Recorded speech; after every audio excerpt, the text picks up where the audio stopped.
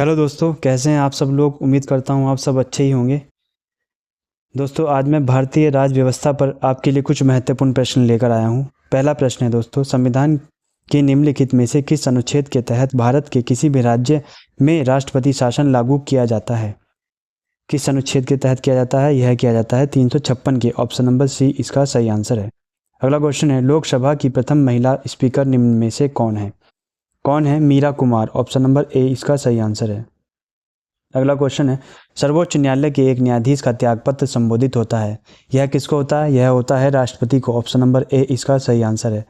अगला क्वेश्चन है, भारतीय संविधान ने प्रारंभ में किस अवधि के लिए सभी सरकारी उद्देश्यों हेतु अंग्रेजी भाषा के उपयोग के लिए अनुमति प्रदान की थी। बताइए दोस्तों, सही आंसर है इसका 15 वर्ष के लिए। Option number D. Option number D इसका सही आंसर है। अगला क्वेश्चन करते हैं, भारतीय संविधान का कौन सा अनुच्छेद राज्य सरकारों को ग्राम पंचायतों के आयोजन के लिए निर्देशित करता है। कौन सा अनुच्छेद करता है दोस्तों। अनुच्छेद 40। ऑप्शन नंबर डी इसका सही आंसर होगा। अगला क्वेश्चन है, निम्न में से क्या भारतीय नागरिकों को आर्थिक न्याय प्रदान करता है। क्या करता है दोस्तों। राज्य के नीति निर्देशक सिद्धांत। ऑप्शन नंबर बी इसका सही आंसर है। अगला क्वेश्चन है, त्रिस्तरीय पंचायती राज व्यवस्था का विचार किसने रखा था। किसने रखा था दोस्तों। यह रखा था बलवंत राय मेहता कमेटी।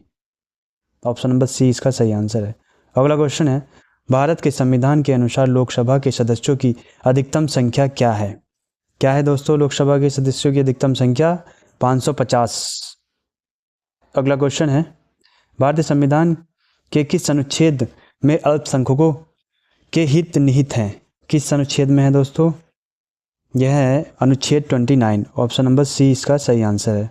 अगला क्वेश्चन है, निम्न में से किसने संविधान सभा के उपदेश से प्रस्ताव रखा।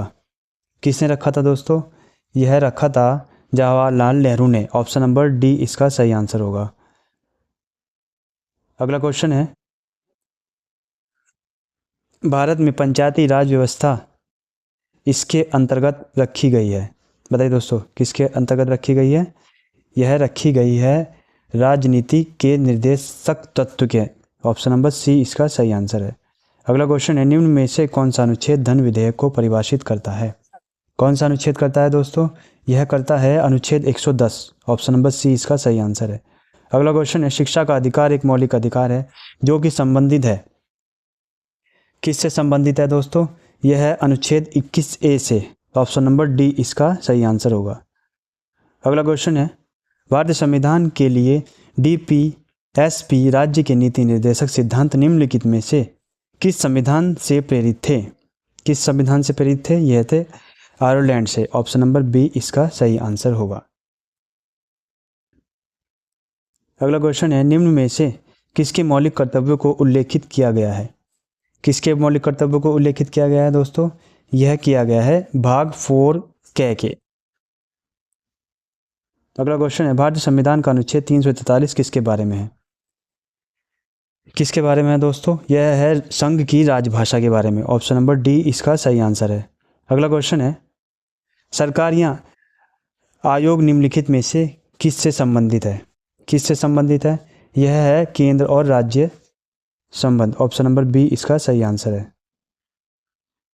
भारतीय संविधान के अनुच्छेद 19 में कौन सा अधिकार शामिल है। कौन सा अधिकार शामिल है दोस्तों। यह ऑप्शन नंबर ए इसका वाक और अभिव्यक्ति की स्वतंत्रता का अधिकार। ऑप्शन नंबर ए इसका सही आंसर होगा।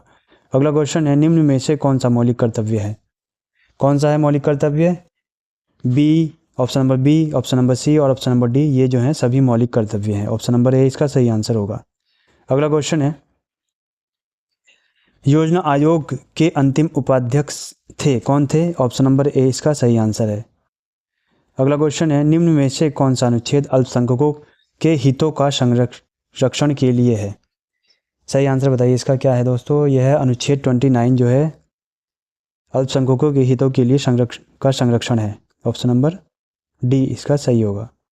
अगला क्वेश्चन है, किस अनुच्छेद के तहत आपातकाल के दौरान मौलिक अधिकारों को भी निलंबित किया जा सकता है।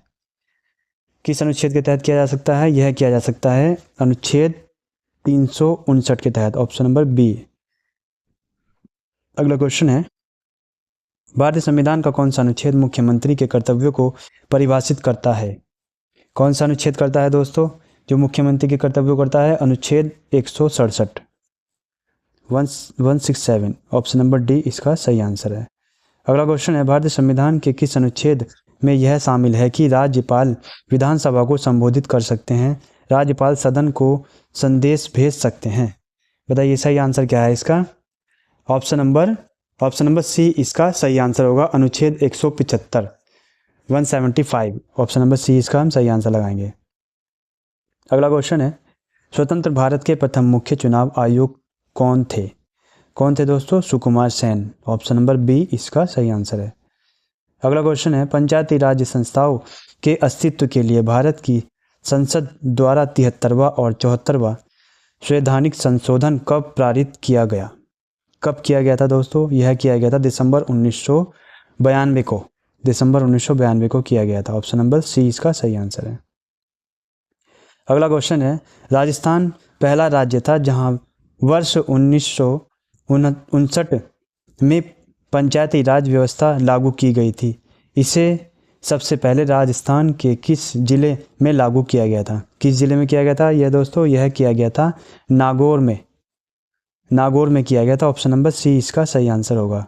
अगला क्वेश्चन है, भारत की संघ कार्यकारिणी में निम्नलिखित में से कौन शामिल नहीं है?